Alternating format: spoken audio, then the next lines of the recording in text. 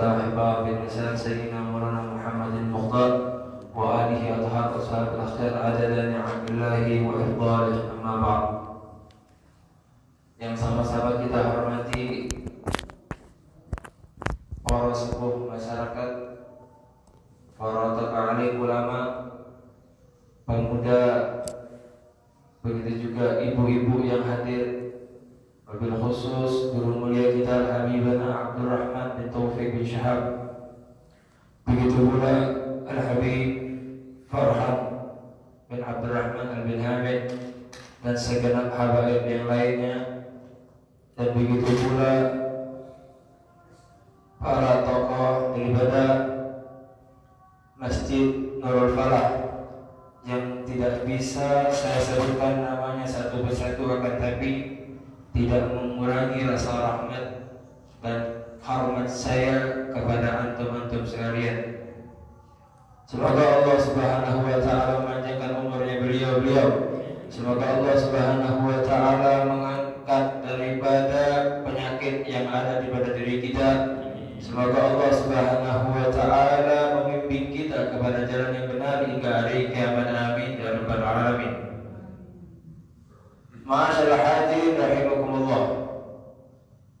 Segala puji bagi Allah Subhanahu wa taala, yang mana Allah Subhanahu wa taala telah mengumpulkan kita di tempat yang jelas mulianya, yaitu di masjidnya Allah Subhanahu wa taala, yang mana Allah Subhanahu wa taala sangat menyintai di masjid. Ahabbul biladi ilallah masajid. Paling dicintai oleh Allah Subhanahu wa taala di tempatnya itu apa? Masjid-masjidnya Allah Subhanahu wa taala. Dan lebih mulianya lagi, kita di antara maghrib dan isya mengisi waktu yang mulia ini dengan menuntut ilmunya Rasulullah sallallahu alaihi wasallam. Al-Imam Al-Habib Abdullah bin Abi Bakar Al-Aidilus radhiyallahu anhu, beliau berkata, al-kunuz bil kunuz al-ihya bainal isya'i.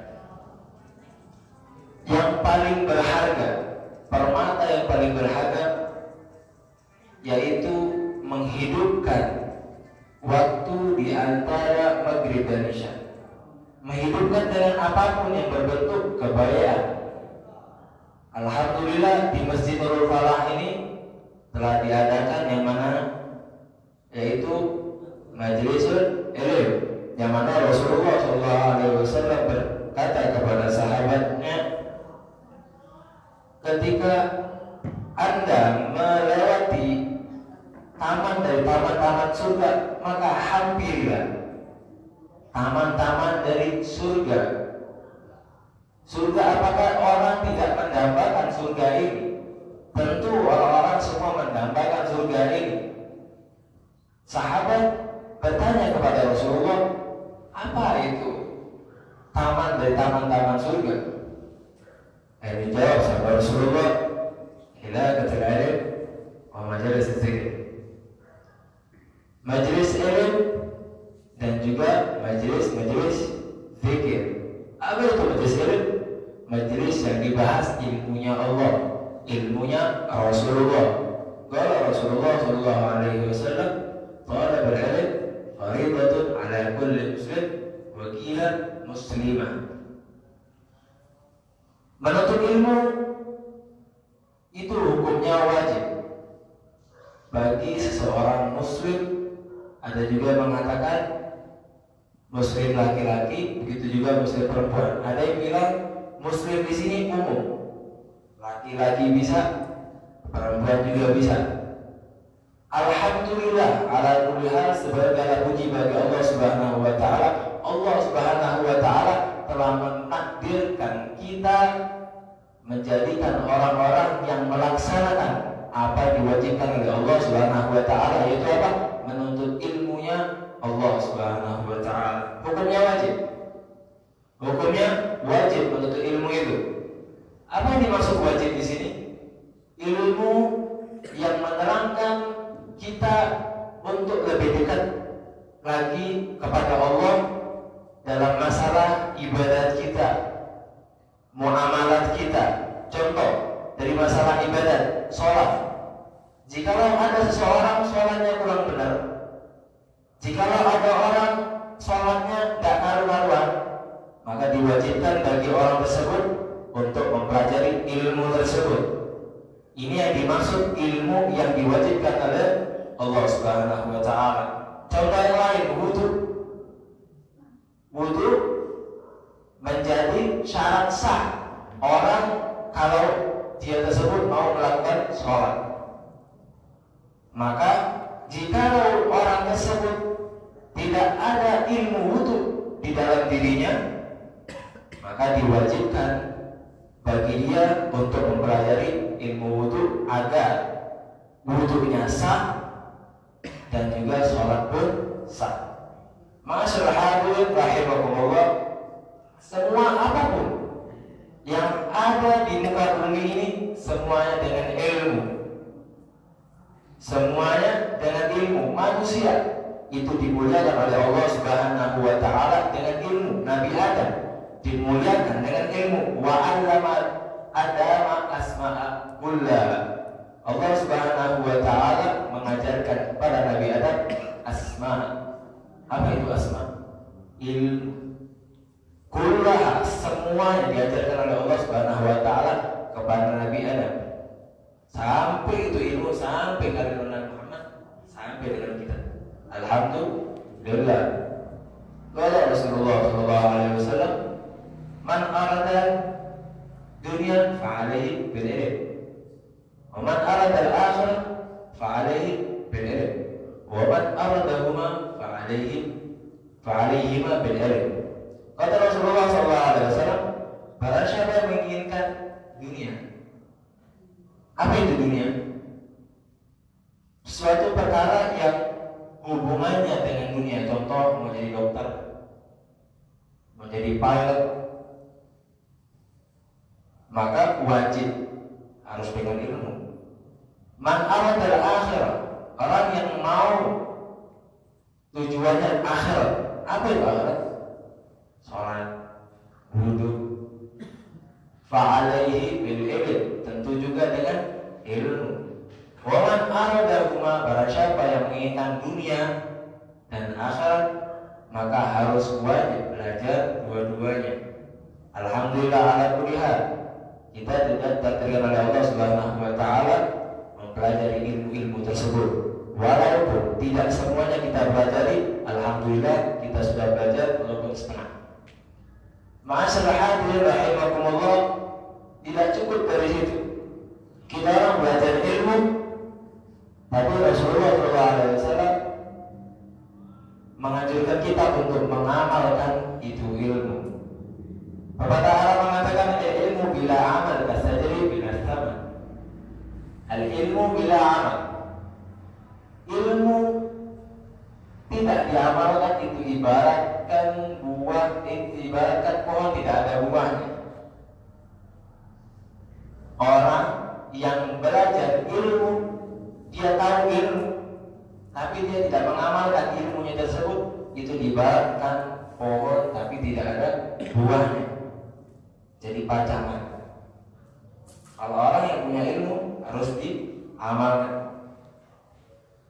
Ma'asyiral hadirin rahimakumullah, setelah orang mengamalkan tersebut, hendaknya dengan ada Qala Habib Abdullah al-Haddad, ya nafsu hadha alladhi ta'tinahu ajib ilmun wa aqlun wa la rizqun wa la adab. Wahai nafsu, hadha alladhi ta'tinahu ajib, yang kau datangkan ini adalah hal-hal yang aneh. Apa itu hal-hal yang aneh? Ilmun wa aqlun wa la rizqun wa la adab. Dia punya ilmu, dia sudah mempelajari ilmu. La rizqun wa la adab, tidak ada takut kepada Allah, tidak adab kepada Allah. Tahu ilmu, sholat, hukumnya sholat itu wajib, dia tetap meninggalkan. Haram, dosa, dia tetap meninggalkan. Ini adalah wasfun nifaq. sifat daripada orang-orang yang munafik. Wasfun nifaqi kama fin nasi nasma'u, yang mana kita orang sudah didengarkan di dalam ayat Al-Quran. Ilmu lisani wa jahlul qurbi wassababu, yang mana dia cuma kita ngomong seperti al-baqi. As'alullah salam.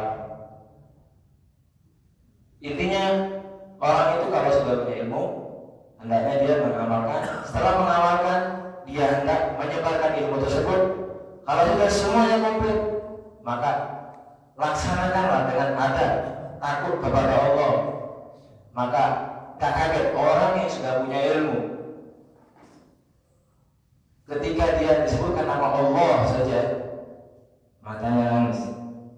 Karena kenapa? Dia punya ilmu di dalam dirinya, dia punya rasa takut kepada Allah Subhanahu wa Ta'ala disebabkan ilmunya tadi.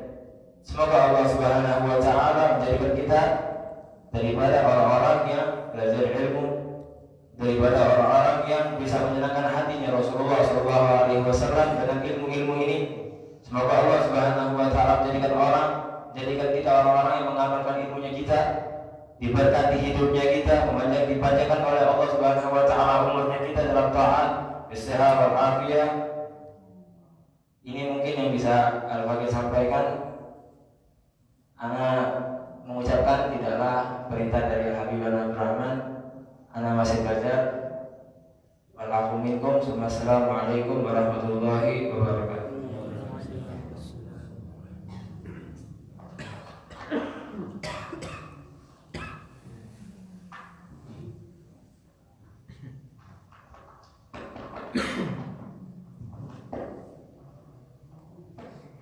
Bismillahirrahmanirrahim.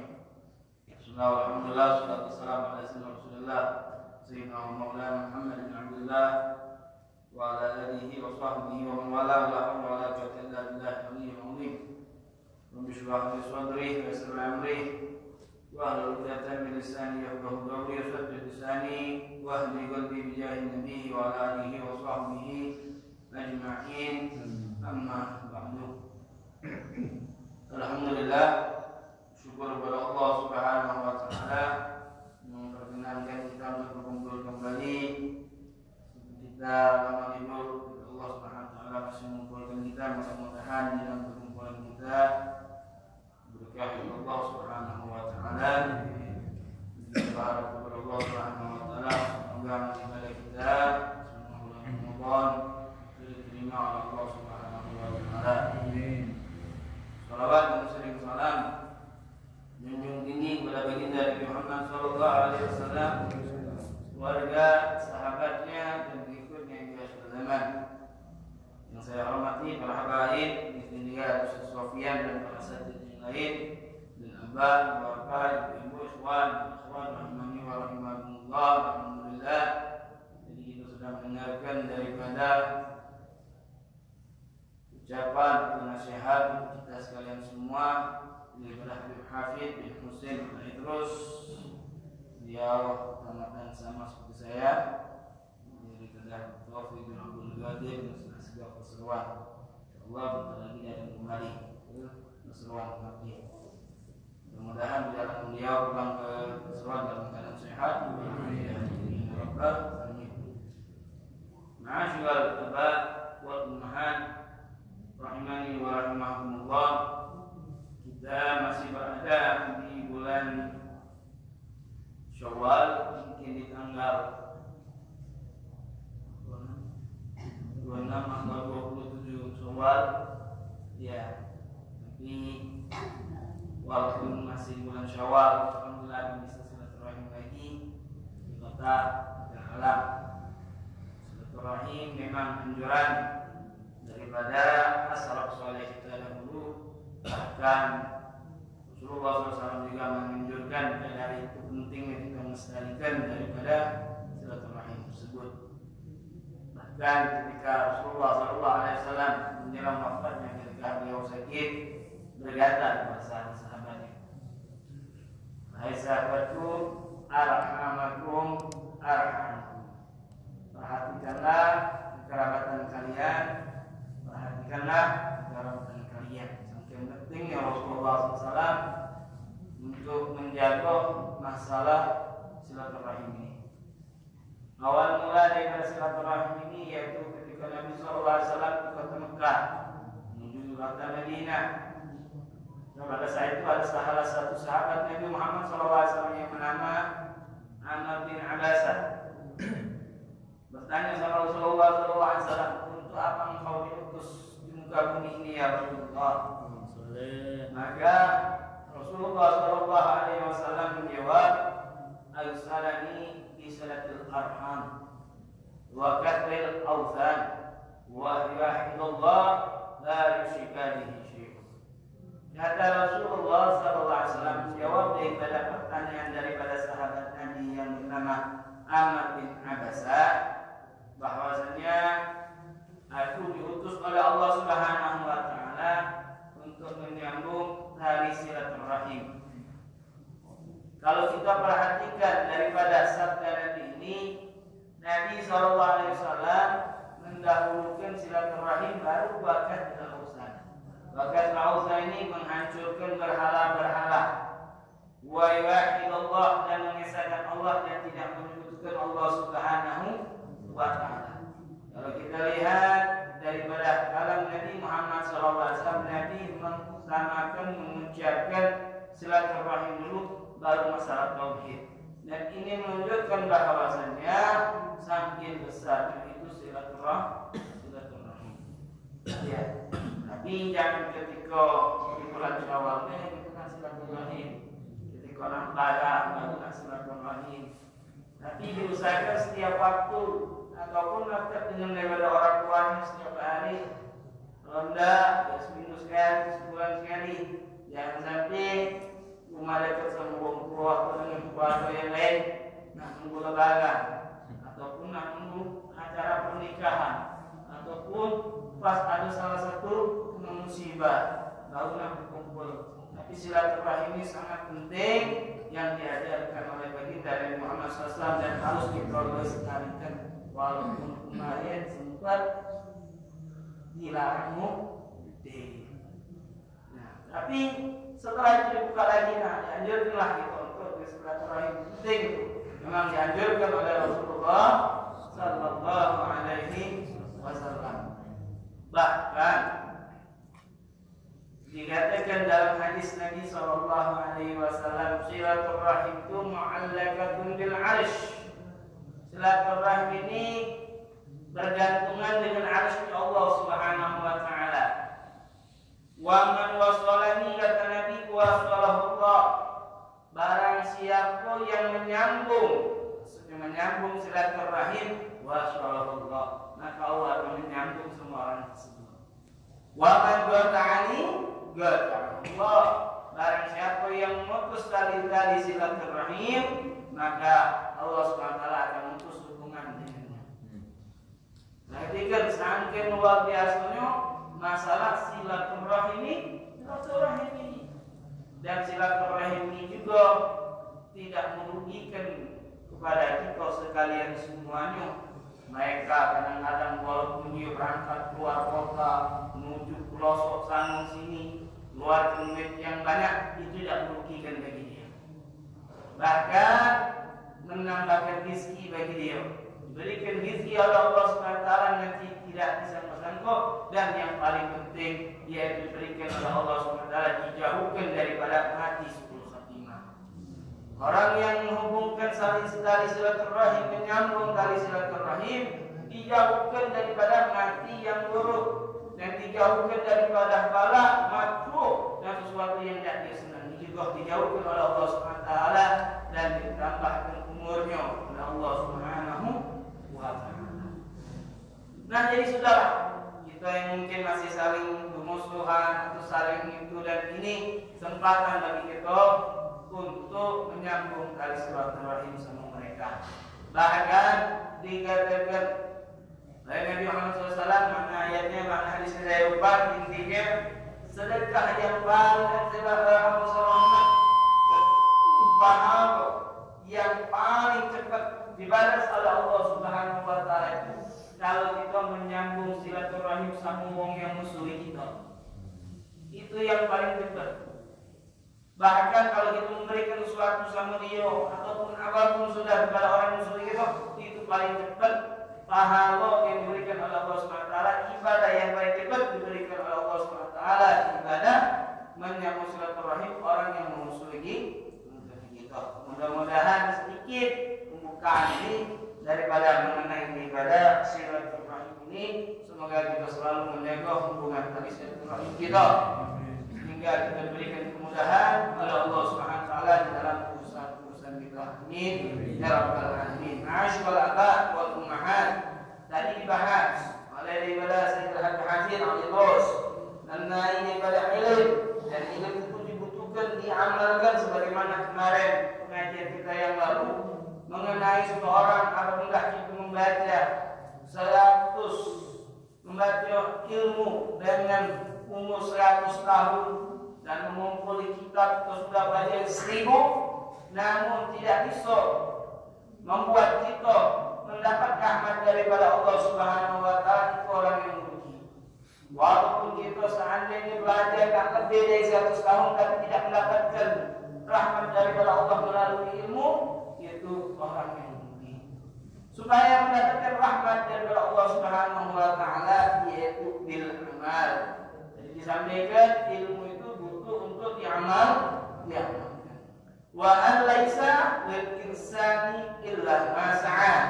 Tidak ada manfaatnya bagi manusia nak dia belajar bertahun-tahun, nak menghitam hatam itu hatam, namun dia tidak mengamalkan ilmunya, tidak ada manfaatnya.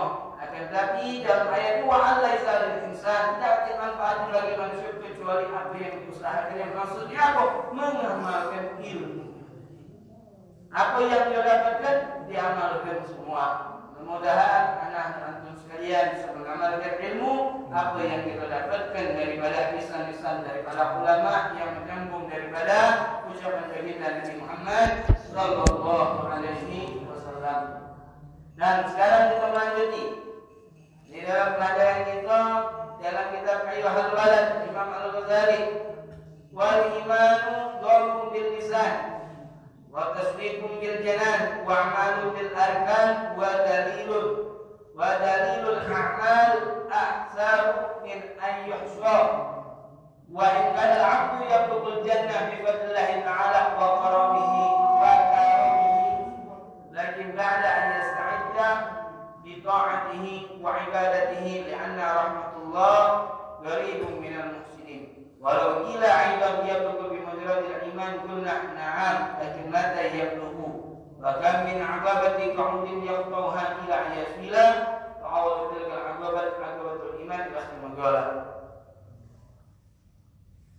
Bismillahirrahmanirrahim. Iman itu dibagi menjadi 3. Pertama, qaulun bil lisan, mengucapkan dengan lisan, aku mengimani Allah, aku mengimani Nabi Muhammad, aku mengimani para malaikat, aku mengimani kitab-kitab yang diturunkan oleh Allah, mengimani daripada Allah dan qadar, dan mengimani daripada hari kiamat. Itu yang pertama, qaulun bil lisan.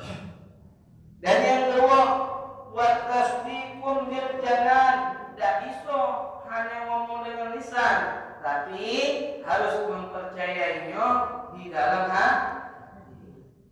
Kalau ada orang yang mengucapkan hanya bil lisan dan tapi tidak mempercayai dalam hati, maka itu bukan dikatakan orang yang beriman. Sebagaimana mungkin kita sering dengar ayat tentang daripada orang-orang Yahudi, wa idzal laqul ladina amanu qalu amanna.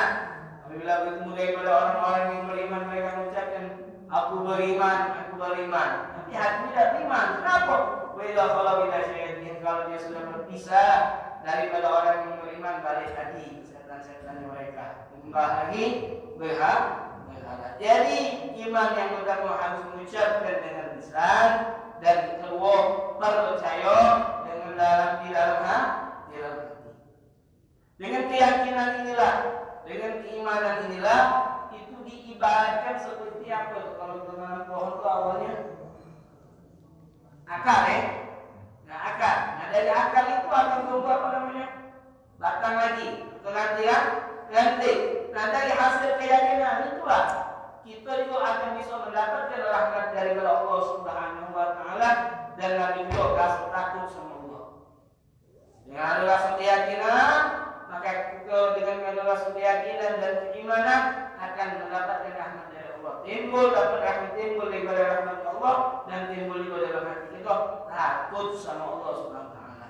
Tapi kalau kita hanya ngimani, wong hanya mengucap, tapi tidak mempercayai di dalam hatinya, maka dia tidak akan ada rasa takut sama Allah SWT sebagaimana dalam firman ayat ini.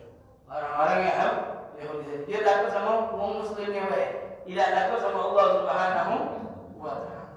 Dan ketiga daripada iman tersebut, wa amalun bil arkan, mengamalkan dengan anggota tubuhnya.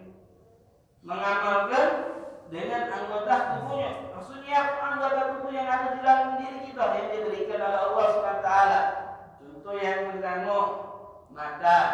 Mata ini digunakan untuk memandang orang tua dengan taklim, memandang guru, memandang ayat Al-Quran, memandang hadis. Nah ini mengamalkan daripada rukun tadi. Ini juga termasuk daripada iman. Jangan untuk melakukan mata tersebut daripada perbuatan maksiat. Begitu juga tangan, begitu juga kaki. Amalkan tangan tadi untuk yang baik, kaki tadi digunakan untuk yang baik, dan anggota tubuh yang lain juga digunakan untuk yang baik.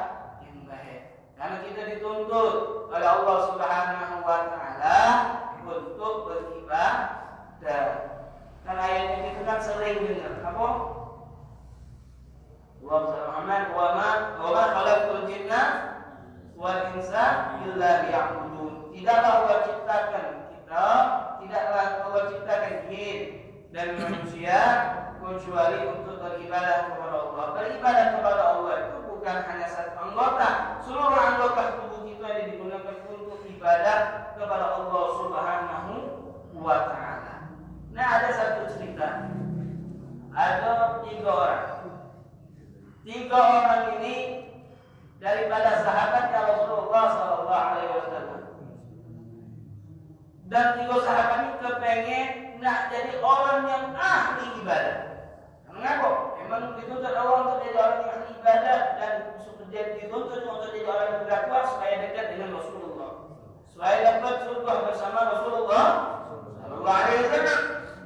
Maka 3 orang ini yang pertama, aku tidak galak tidur malam.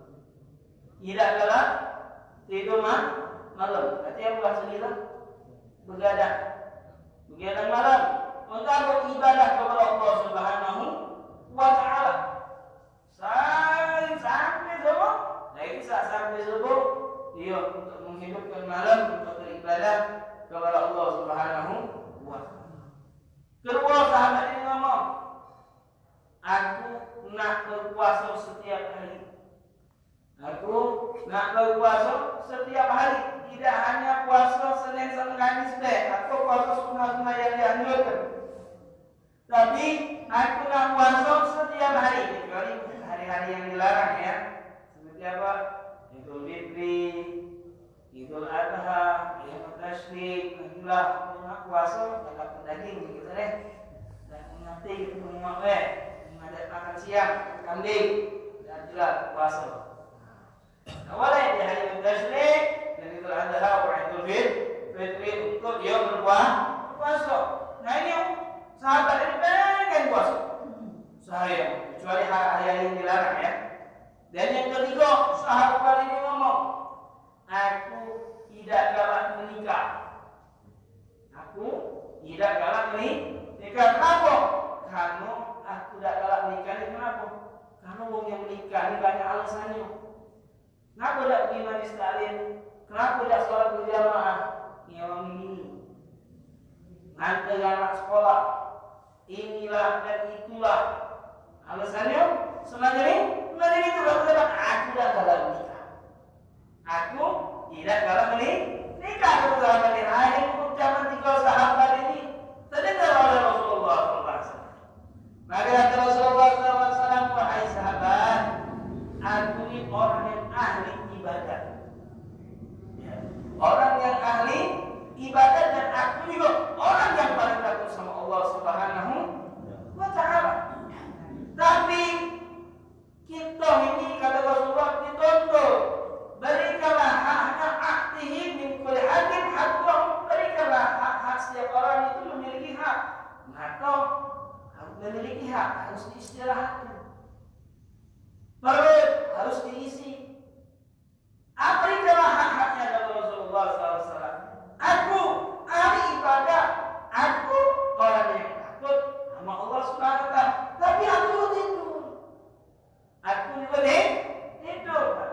tidak sama kayak kita. Misalnya tidur itu sebenarnya baik. Baik itu juga tidur negatif tidak tidur.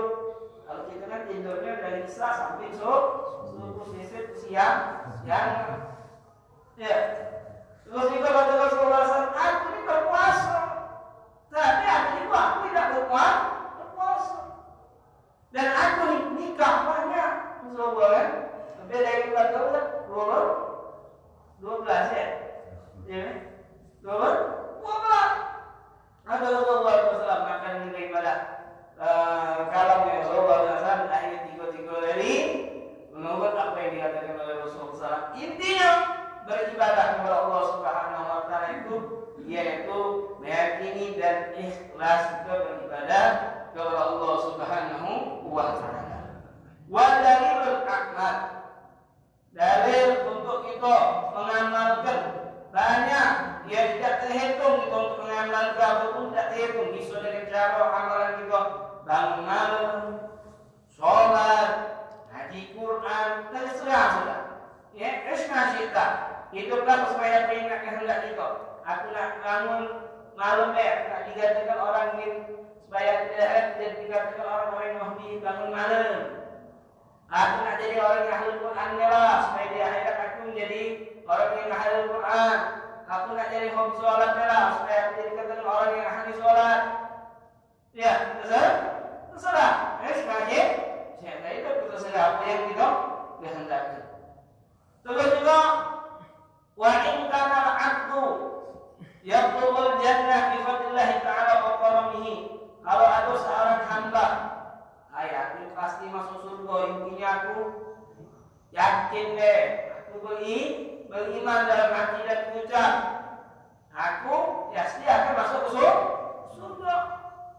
Benar, kita masuk surga itu daripada rahmatnya Allah Subhanahu wa ta'ala. Kehendak Allah Subhanahu wa ta'ala kita juga beribadah itu urusan Allah. Nak negerinya nak masuk ke surga atau neraka itu urusan Allah Subhanahu wa ta'ala.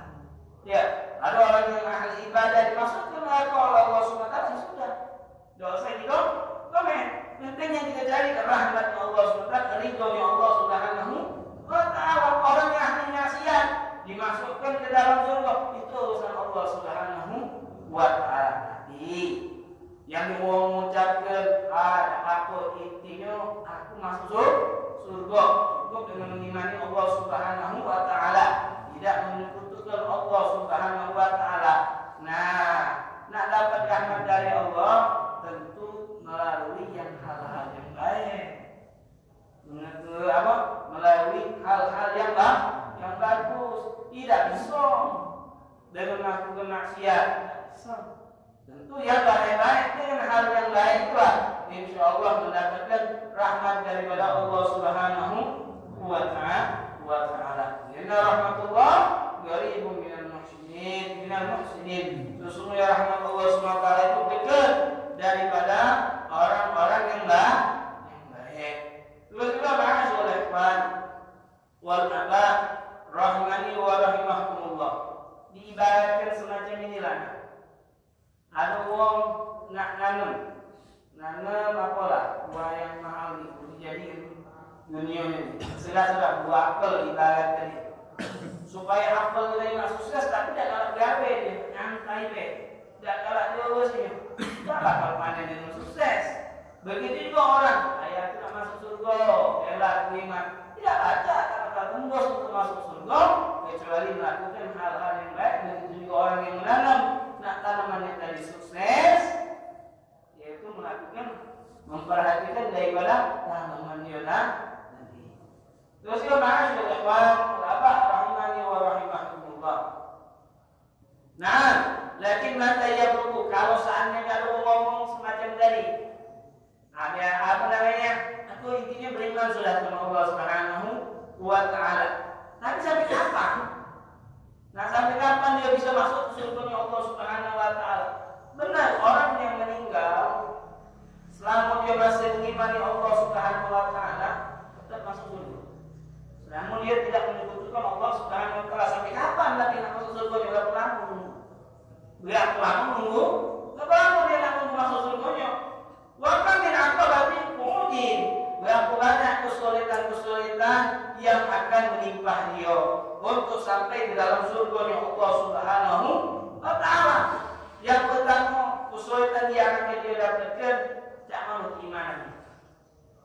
Yang ngomong adalah intinya aku masuk dan intinya aku beriman sama Allah Subhanahu wa taala dan aku pasti masuk surga. Tapi siapa yang menjamin keimanan dia? Siapa yang menjamin keimanan dia sampai akhir hidup? Sampai akhir hidup ini siapa yang menjamin keimanan dia untuk sampai ke dalam surga Allah Subhanahu wa taala? Itu sering dengar orang yang beriman bisa orang yang ibadah tinggal surga khotimah.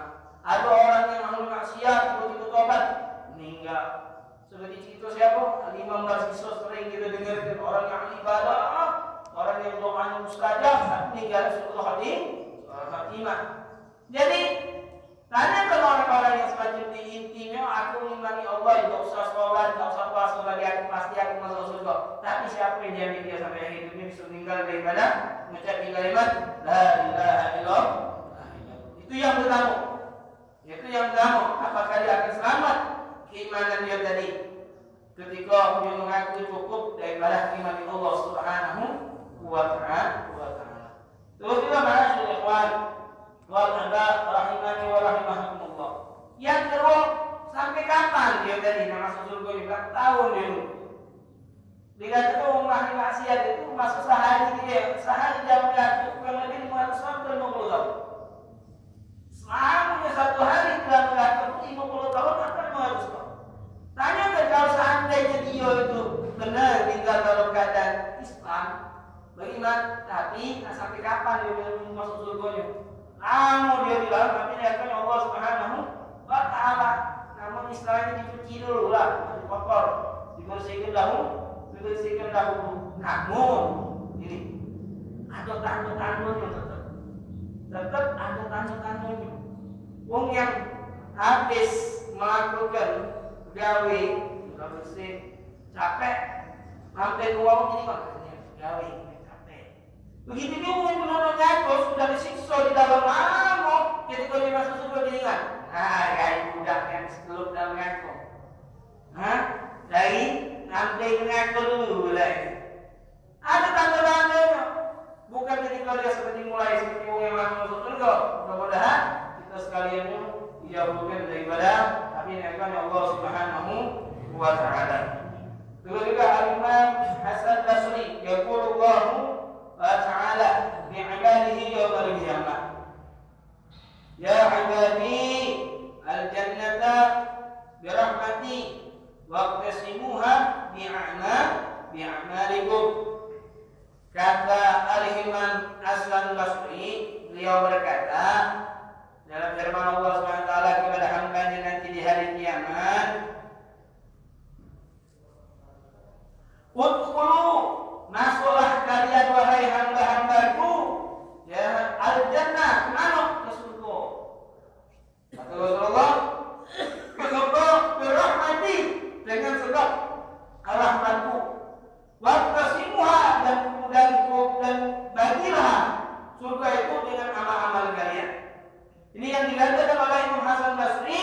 Nah, kalau kita ingin mendapat daripada rahmatnya Allah Subhanahu wa taala, banyak-banyak doa, baca dalam ada itu di akhirnya bukan juga ya Allah biha, ya Allah biha, ya Allah bi husnil khatimah. Itu dikatakan barang siapa yang membaca ya Allah biha, ya Allah biha, ya Allah bi husnil khatimah, punggungnya setan ini retak. Maksudnya apa? Nangis dia. Ini baca ya Allah biha, ya Allah biha, ya Allah bi husnil khatimah. Itu yang kita harapkan supaya meninggal dalam keadaan husnul khatimah. Ya, banyak sebenarnya. Kalau nanti kita dari Imam Barsisa mungkin kita sudah tahu ya cerita daripada Imam Barsisa. Tahu belum? Nah, Imam Barsisa ini orang yang terkenal ahli ibadah, dekat sama Allah Subhanahu wa taala, terkenal beliau. Tapi bukan mengenal diri. Bukan mengenal diri. Kalau kita ini depan mengenal diri ya. Tapi dia tidak mengenal diri. Bagus Imam Barsisa.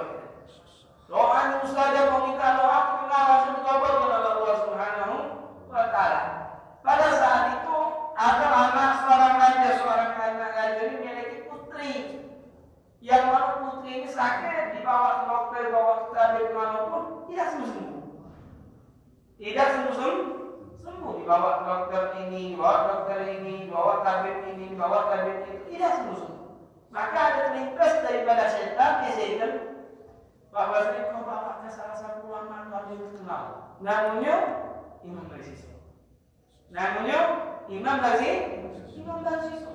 Akhirnya berangkatlah keluarga menemui daripada Imam Basisi.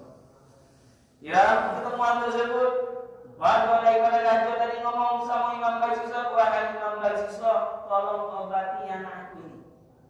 Aku berobat ke anakku ini kemana dokter, kemana tabib tidak sembuh.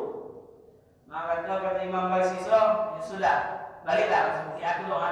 Itu cara Imam Basisi kalau mau bantu langsung suruh balik. Ya, langsung suruh balik.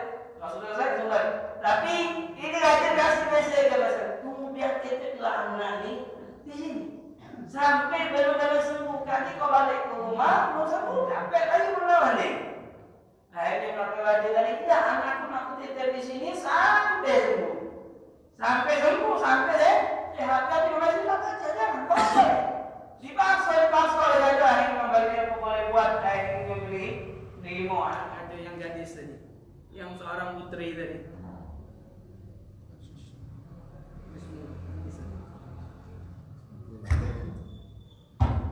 Bismillah.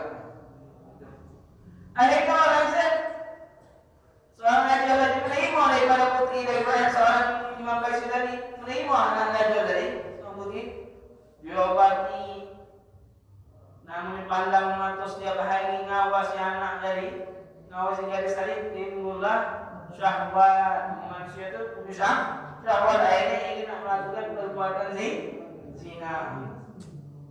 Ingin melakukan perbuatan zina, akhirnya melakukanlah Imam Basisi tadi perbuatan zina dan perempuan dari hamil. Bingung Imam Basisi, macam mana ini?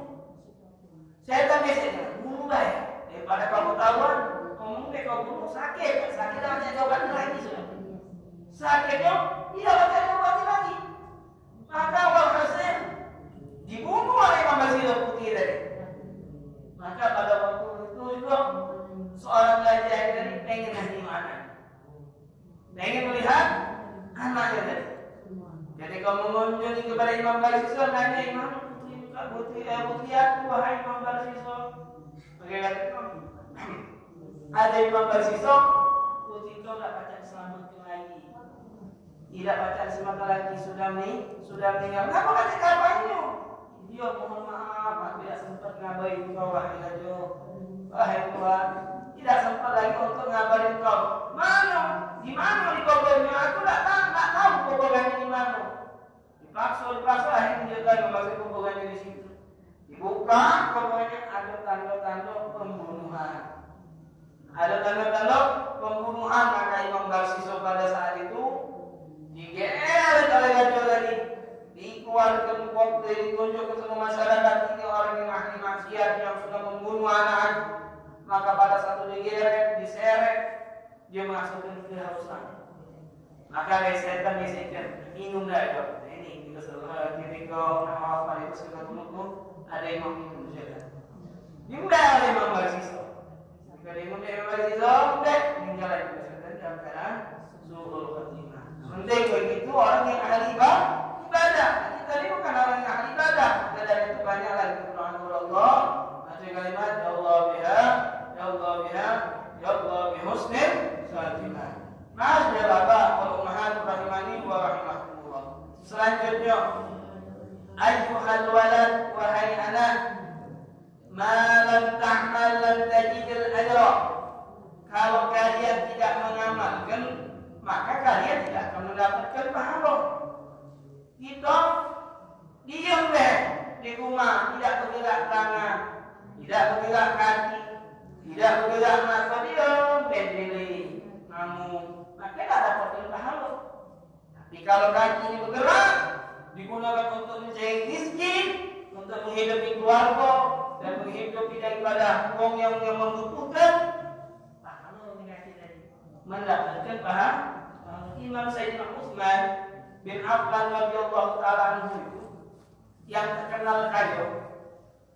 Terkenal kayu dia ngomong, aku nyanyi gue di bahasa dia ini nyanyi gue bukan untuk aku, bukan untuk aku. Berarti Imam Sayyidina Rasulullah bilang, aku ini nyanyi gue untuk orang yang membutuhkan.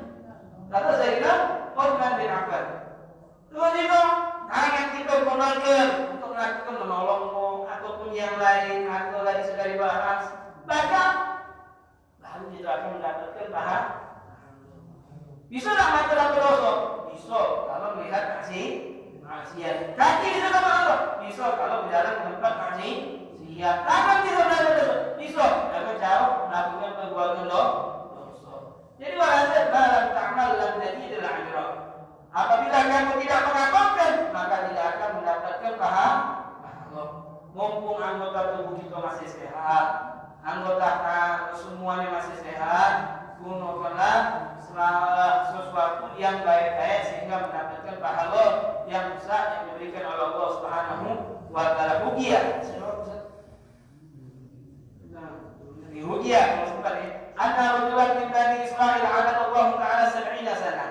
Diceritakan ada seorang laki-laki daripada Bani Israil menyembah Allah SWT kurang lebih 70 tahun. Bani Israil itu bukan orang yang